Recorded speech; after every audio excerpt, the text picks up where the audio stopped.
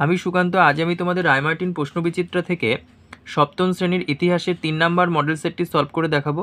First unit test 3 নম্বর model set. তো চলো শুরু করা যাক। দেখো, 1 নম্বর, সঠিক উত্তরটি নির্বাচন করো। বলছে বিক্রমশীল মহাবিহার প্রতিষ্ঠা করেন, উত্তর হবে ধর্মপাল। আচ্ছা, তারপরে দেখো 2 নম্বর, বাক্যটি ভুল না ঠিক লেখো। ভাগীরথী ও মেঘনা নদীর মধ্যবর্তী এলাকা বরেন্দ্র নামে পরিচিত। এটা ভুল হবে, এটা হবে ভাগীরথী ও করতোয়া নদী মধ্যবর্তী এলাকা বরেন্দ্র নামে পরিচিত। 3 নম্বর, শূন্যস্থান পূরণ করো। হজরত মোহাম্মদ 632 খ্রিস্টাব্দে জন্মগ্রহণ করেন। তারপরে দেখো 4 নম্বর, একটি বাক্যে উত্তর দাও। চক্রপাণি দত্ত কে ছিলেন? পাল যুগের একজন চিকিৎসা বিজ্ঞানী। আচ্ছা, তারপরে দেখো 5 নম্বর, বেমানান শব্দটি খুঁজে বের করো। এখানে বলছে দেখো, বিজয়ালয় প্রথম রাজরাজ দন্তিদুর্গ প্রথম রাজেন্দ্র চোল। আচ্ছা, বিজয়ালয় চোল বংশের, প্রথম রাজরাজ চোল বংশের, প্রথম রাজেন্দ্র চোল চোল বংশের, দন্তিদুর্গ কিন্তু আলাদা, এটা রাষ্ট্রকূট সাম্রাজ্যের।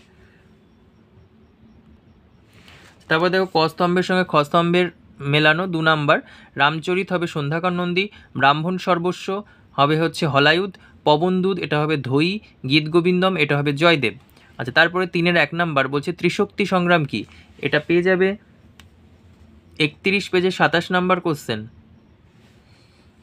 দেখো, 31 পেজে 27 নম্বর কোশ্চেন। অষ্টম শতাব্দীতে কনৌজ দখল করার জন্য পূর্ব ভারতের পাল রাজা, পশ্চিম ভারতের গুর্জর প্রতিয়া রাজা এবং দক্ষিণ ভারতের রাষ্ট্রকূট বংশের রাজাদের মধ্যে যে সংগ্রাম হয়েছিল তা ত্রিশক্তি সংগ্রাম বলা হয়। কনৌজকে ঘিরে 3টি শক্তির মধ্যে এই সংগ্রাম হওয়ায় ত্রিশক্তি সংগ্রাম নামটি যথার্থ বলেই মনে করা হয়। তারপর 2 নম্বর হচ্ছে হিজরত কি? দেখো, এই যে হজরত মোহাম্মদের মক্কা ছেড়ে মদিনায় চলে আসেন কেন, এটাই হচ্ছে হিজরত। দেখো, হজরত মোহাম্মদ প্রবর্তিত ইসলাম ধর্মের সঙ্গে তৎকালীন মক্কায় প্রচলিত ধর্মীয় আচার আচরণের অনেক পার্থক্য ছিল। ফলে মক্কায় হজরত মোহাম্মদ তার অনুগামীরা চরম বিরোধিতার মুখোমুখি হন এবং 622 খ্রিস্টাব্দে মক্কা ছেড়ে মদিনায় চলে যান। মক্কা থেকে মদিনায় এই চলে যাওয়াকে আরবি ভাষায় হিজরত বলা হয়। 3 নম্বর, দেখো, তরাইনের দ্বিতীয় যুদ্ধ কত খ্রিস্টাব্দে কাদের মধ্যে হয়েছিল? 1192 সালে হয়েছিল। মোহাম্মদ ঘড়ি ও পৃথ্বীরাজ চৌহানের মধ্যে হয়েছিল। তারপরে দেখো, ব্রহ্মদেহ ব্যবস্থা বলতে কি বোঝো? 4 নম্বর, এটা পেয়ে যাবে 58 পেজে। দেখো, 58 পেজের 8 নম্বর কোশ্চেন, ব্রহ্মদেহ ব্যবস্থা বলতে কি বোঝো, এটা লিখবে।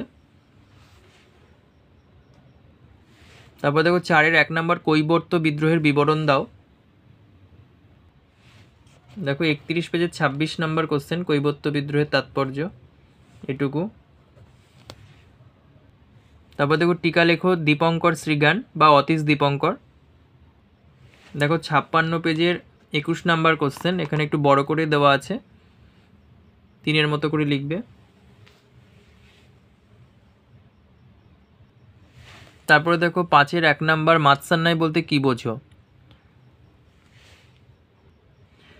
দেখো, 30 পেজের 20 নম্বর কোশ্চেন, মাতসান্নাই বলতে কি বোঝো, এখান থেকে পড়বে।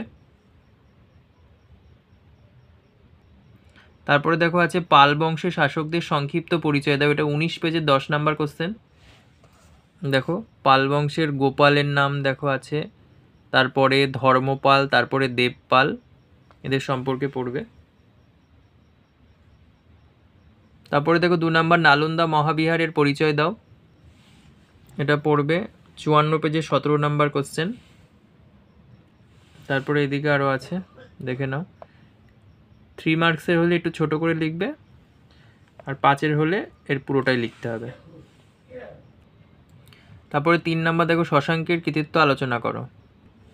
দেখো, শশাঙ্কের কৃতিত্ব 17 পেজের 4 নম্বর কোশ্চেন, শশাঙ্কের কৃতিত্ব, এখান থেকে পড়বে। Thank you.